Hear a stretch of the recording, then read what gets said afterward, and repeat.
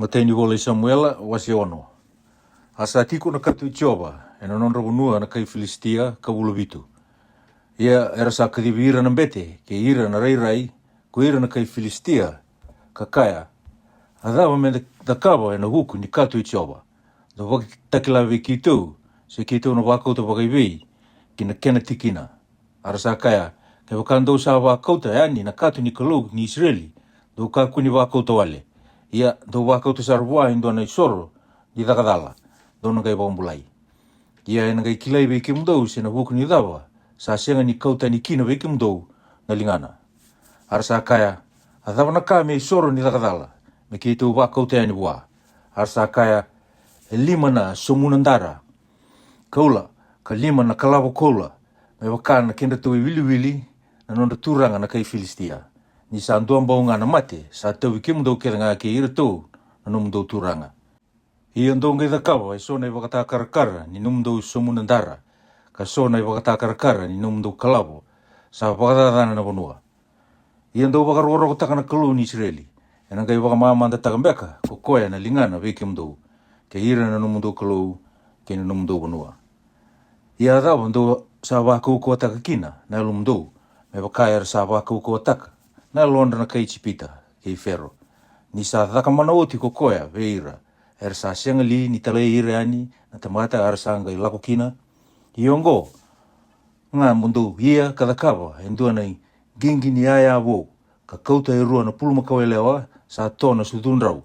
Sa sianga ni tau ve rau, na i wua, ia, do wauthi rau, na puluma kawe lewa, kina gingi ni aya, ka songa latia, ki vale na luwen rau, mero kaku ni muri rau.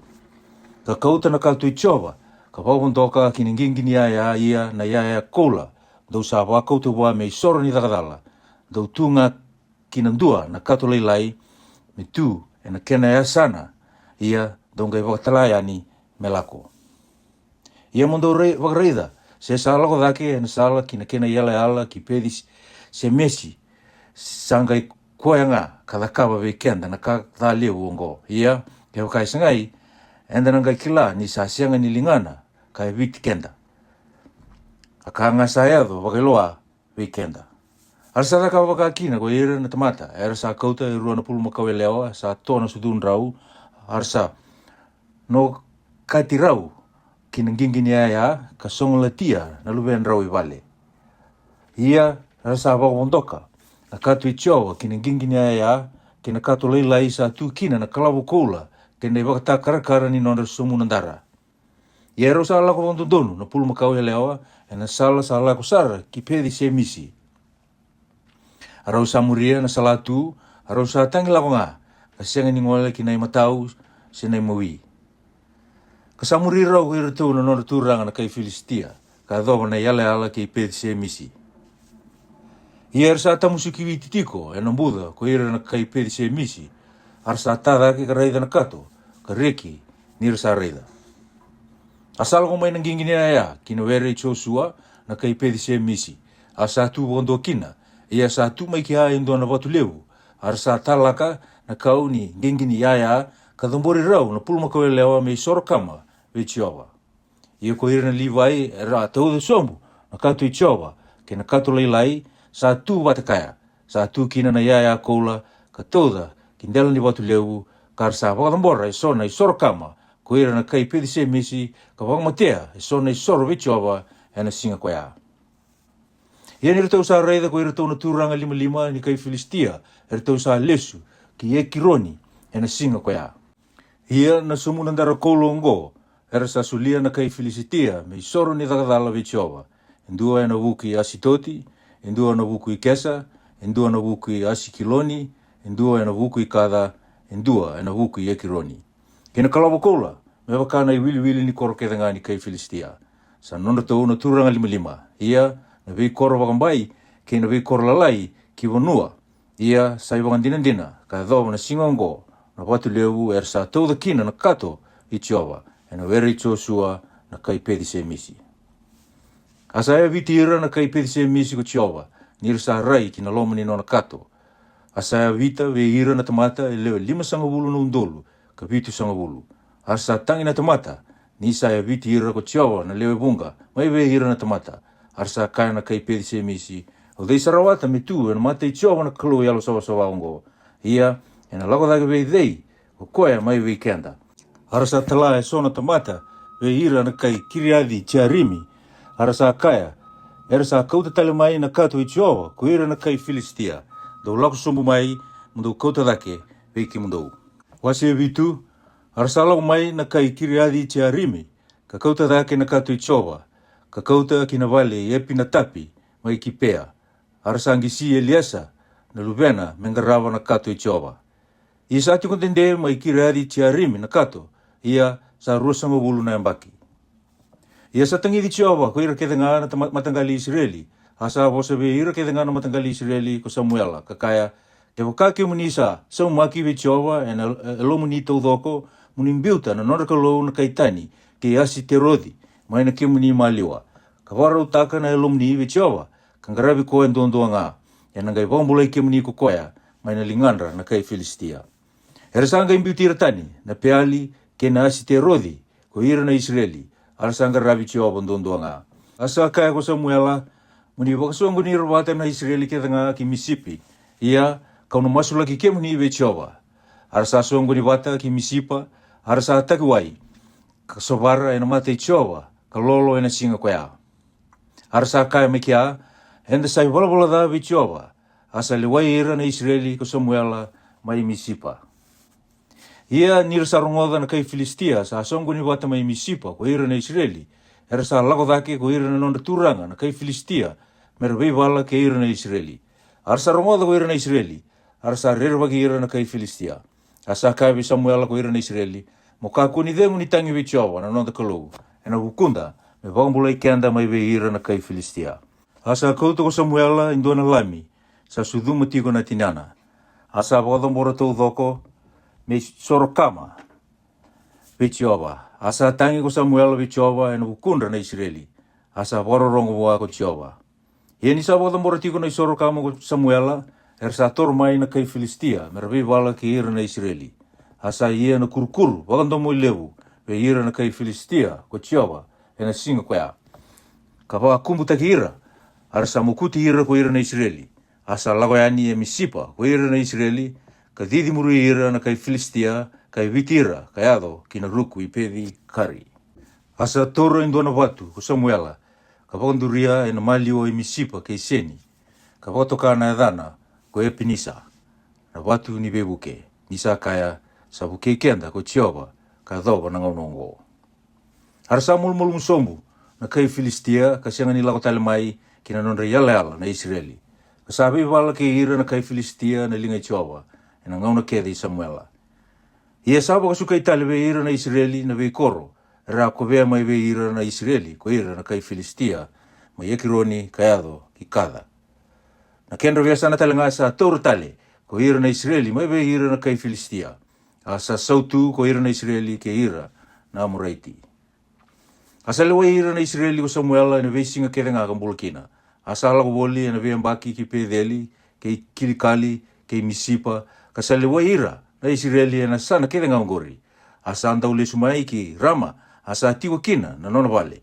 Asa lewa ira na Israeli mai kina ko koea, asa tara mai kina, endo na itambo ni soro ve Jehova.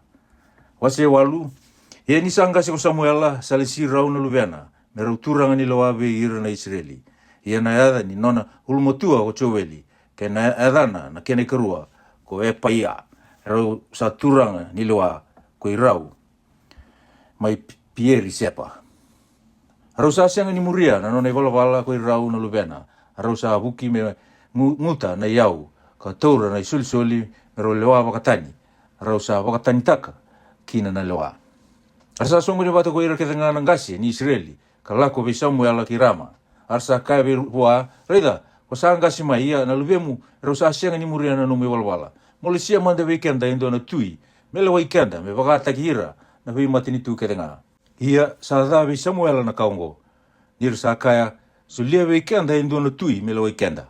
Asa masu ve Jehova ko Samuela, asa kai ve Samuela ko Jehova, mawaro rongo ve ira na tamata, e na kakete ngā sa kai ve iko, nir sa senga ni mbedi iko, sa hiau ngā sa mbeda, me uka kuani nona tui ko iau.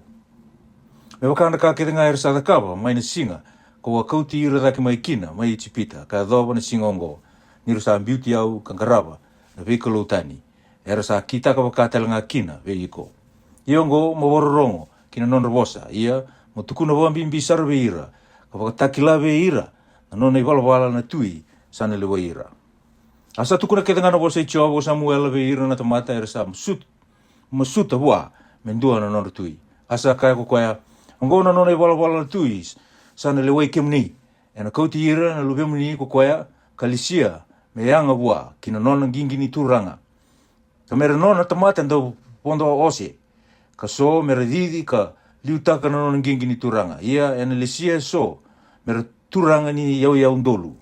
Ka turanga ni ya 5 ka so me dukita na nona viwere na sibiara me tamusuka telengana nona sila.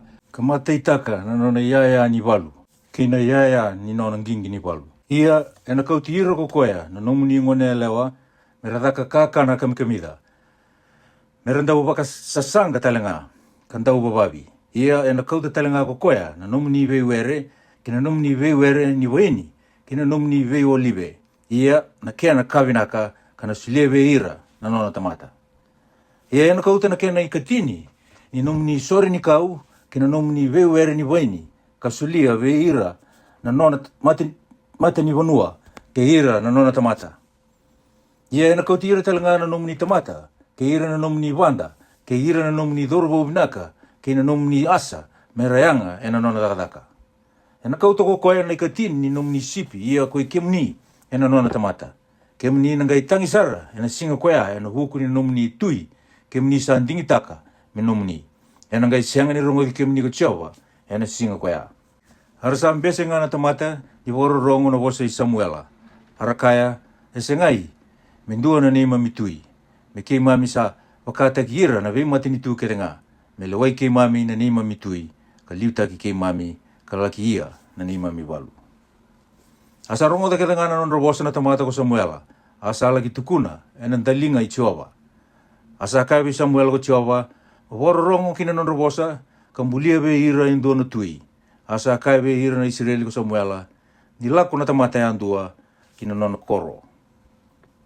Wasi diwa ia sando na tamata ve ira na Penchamini ana dana ko kisi na luvei Epieli na luvei Sirori na luvei Pikoradi na luvei Efia mai na matangali Penchamini tamata i walu kanganga kasandua na luvena na dana ko sola adoro utotoka ka watu kai binaka asa senga indo ve ira na Israeli e binaka daga ve koya mai na tambana ki burandelana sambalabu dake ve ira ke ngana tamata asa ya lina asa ni kisi na tama isola asa kai ko kisi ve sola na luvena mondro la ko bate kena dua ve ira na dorbo kala kingara na asa la ko boli ko koya na ulni bunua ko Ifremi kala ko boli na bunua ko Salisa ia ero asianga ni kunia ero sanga la ko boli na bunua ko Selimi asa asianga nga maikina asa nga la ko boli ko koya na nondro bunua na Penchamini ia ero asianga ni kunia ni rosa la ko mai kina bunua ko Sufi sa ka ko Saulo buana nona dorbo ero sa la ko bata kaya daru laki lesu desa dengu na huku ni asa ko tamangu kasa nui da na huku ndaru asa ka bua ko koya reida sa ando na tamata ni kolou na korongo asa ando kai na tamata koya ka ke nga sa ka ko koya sa ando ya do ka indina ngo ndaru la ko kina desa ba ka kilara we ke ndaru ko koya na sala ndaru la ko kina asa ka ko solo buana na durbo reida ke ka ndaru la ko adaba mendaru ko to buana tamata ni sa oti na mandrai na non darumbilo asa siang ni dua na kani loloma mendaru ko to buana tamata ni kolou adaba sa tu be ke ndaru asa ka televisol ko koena durbo reida sa tu be yo ke indua na kena wasi ni sikeli siliva ni sa wasi va waya ka no sulia buana tamata ni kolou e wakatakila be ke ndaru na non darusala na ngona iliu ni sa lako indua be ira na Israeli me taronga na kolou sa kaba gongo tu mai lako kina rai ni sa wakato ka iliu me rai ko koya sa profita e ngona ngo asa ka wana no robo sola sabinaka na nomu wosa, taru lako, rausa lako kina koro sa tiko kina, na tamata ni kalou. Ni rausa lako dake, tiko e na idambe ni kina koro, rausa kune e nangone leo e so, era lako tiko me tagiwai. Rausa kaiwe ira, sa tiko e ke ko koea na rai sesengai. Arasa kaiwe rau, sa tiko ngai ke, reida, sa tiko kiliu. Te kusarao manda, ni sa lako mai indai ko koea kina koro. Ni sa andua na nonra sole wo indai ko ira na tamata, e na tiki na dedere. Indro na yado kina koro, rono kunei koe sara, ni sembera, ni lako dake kina tiki na dedere me kana. Ni rena sianga manda, ni kana, na tamata, e na lako mai liu ko koea, ka watonaka na isoro. Era sanga i kana e muri, ko ira era sa kadivi, i ongo, rau lako dake, ni rau laki kunei koe ongo. Arau sa lako dake kina koro, ka ni rau sa lako mai ki loma ni koro, reida, sa maindoni rau ko Samuela, ni sa lako dake kina tiki na dedere. Ia sembera ni lako mai ko Saula, sa utimbongin dua na nona tukuna, hui Samuela, ko tiao kawaka. Ia na mataka, ni sa wakongo na tiki ni singa, ka una talawe iko indo na tamata, mai na wanua ni peni chamini. Ia mulumuti koea, me turanga, ve ira na nongu tamata na Israeli, ve pakamula ira na nongu tamata, mai na linganda ra kai Filistia, ni sa reidi ira na nongu tamata, ka ni sa yado ve yau na nonga tangi. Ia ni sa reidi Saula ko Samuela, sa kai bua ko Jehova, reida, na tamata ka wa wosa kina ve iko, o koe ongo, ene lawa ira na nongu tamata. Asala ko yani ve Samuela ko Saula, ni sa tiko, ena mata ni koro, ka kai bua, mutukuna manda ve yau, se sai vei na nona wale na rai. Asa wosa mai ve Saula ko Samuela ka kaya, ho yau na rai. Mo liuta ki au manda kina tikina dedere, nina tau na kanawata indai. Ia ena mataka, au na tala iko yani, ia kauna tukuna ve iko na kakethe ngā sa tu elo mamu. Ia na numuasa, sanga ia limbongi tolu, mo kakua nina numa tiko kina, nira sanga kune. Ia ko dei, era sango lewa, ko ira kethe ngā na Israeli. Ko iko mbeka, sesengai, ke ira kethe ngā na leoni wali tamamu, asa kako Saula, au sa senga li ni dua ve ira na penicha mini wa yau, o koea sa leilai, na nonra ve matangali na Israeli. Ia na nongu bubu wale, sa senga li ni leilai sombu ve ira kethe ngā na bubu wale na matangali penicha mini. Ia dawa, ko sa vosa kina wakongo ve yau. Asa kauti Saula, kina nona doru ho Samuela, ka kauti rau kina wale ni kana. Ka wakati kori rau ene tikina wakaturanga ve ira sa kadivi, era sa le tolu sanga bulumbeka na tamata. Asa kako Samuela wa na linga ni kena, mo kauta mai na kakana, ka wasu lia ve iko, wea ka wakai kina ve iko, mo maroro e manda na kaongo. Asa taradaki na tambani, manu na linga ni kena, kena kasa tu endelana, ka tauda na kena matei Saula. Asa kai ko koe reida, ongo sa maruroi. Mo tauda e matamu, ka mokana, ni sa maruroi, kina tikini singa ongo, me kemu. Ni ua kaya, au sa kadivira na tamata, arau sa kanawata ko Saula, ke Samuela e na singa koea.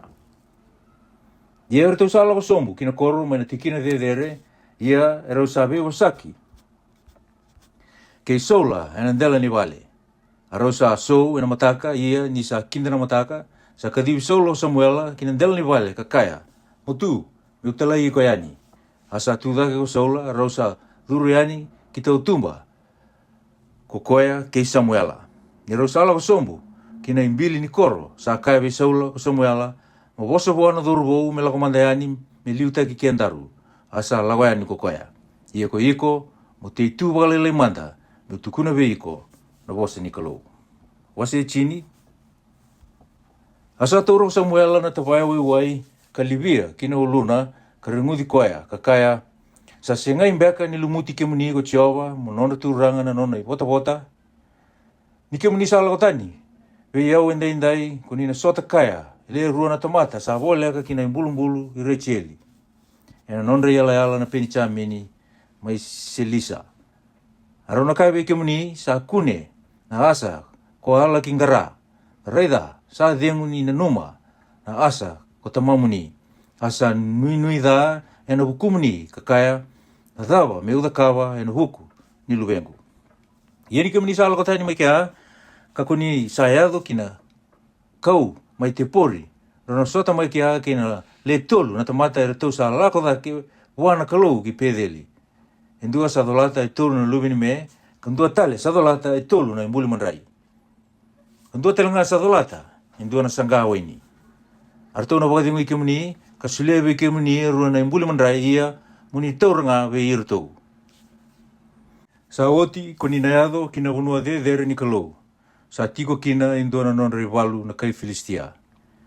Ia ni kemuni sa lango mai ki kia, kina koro, koni na sota, kina ndua na iwawa koso profita, era sa lako sombu mai na tikina de kina ndua na soliteri, kina timbereli, kina mbitu ni wakatangi, kina api sa liu tagira. Arana profisai lako, ia e na yado vei kemuni na yalo i tiowa, ka koni na profisai wata ke ira, ia koni na huki, me tamata ndua tani mai. Ia ni na yado vei kemuni na vei wakata kilo ngo, muni ki taka na ka sa tu me daka, ni sa tiko wata ke kemuni na kalou. Ia koni na liu tagi au sombu, ki kilikali, ka reida au na lau sombu vei kemuni, me voda mbora i sona i soro kama, ka me vong matea i sona i soro, ni vevi na kati, i vitu na singa, kona wahawa kina me na lako manda vei kemuni, ka wakatakila na ka muni takawa. Hasa yado ni sa wuki kokoya me lako tani vei Samuela. Sa sau makana e lona na kalou, min dua tani mai. Hasa yado na i wakata kila kei da ngaungo, e na singa koya. Ia ni rausa alako mai ki na unua dere, reida, sa sota wata kaya, indua na iwawa koso profita. Asa lutu vei koya na alu ni kalou. Asa profisa i koya e na kendra maliwa.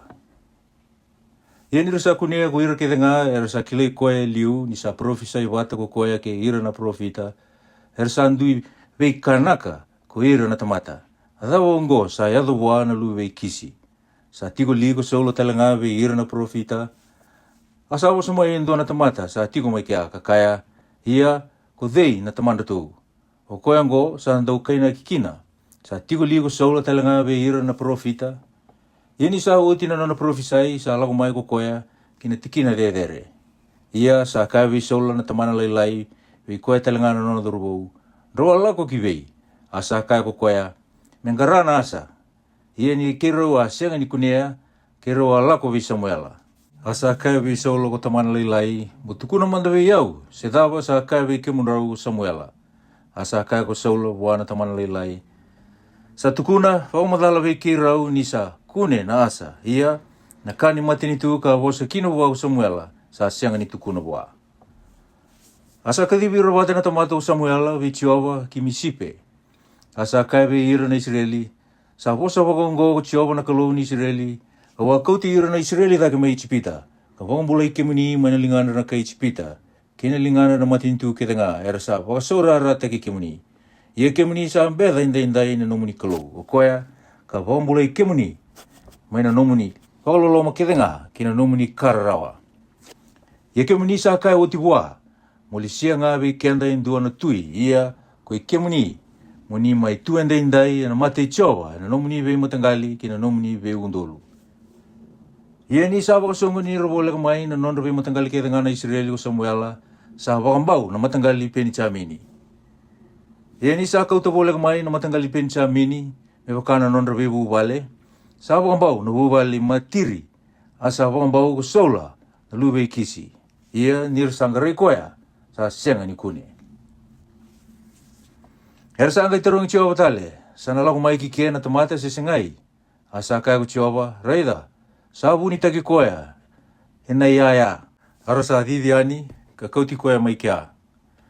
Ia ni sa tuko koya na kenra malio na tamata, sambalau dake, ve ira na tamata ke denga, mai na tambana, kina burandelana.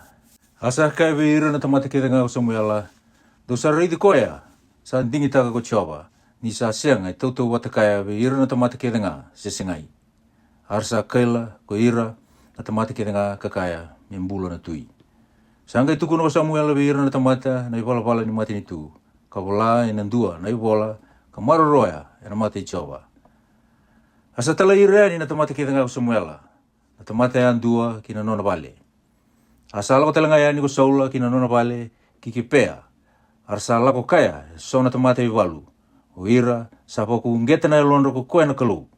Ia, ka so na luwe ni vuni da, sa kaya, e na waumbula i kenda wai wei na tamatongo. Arasa ambedi koia, ka sianga ni koutewa na kaniloloma ia sa ngalu ngā kina. O koia. Alo.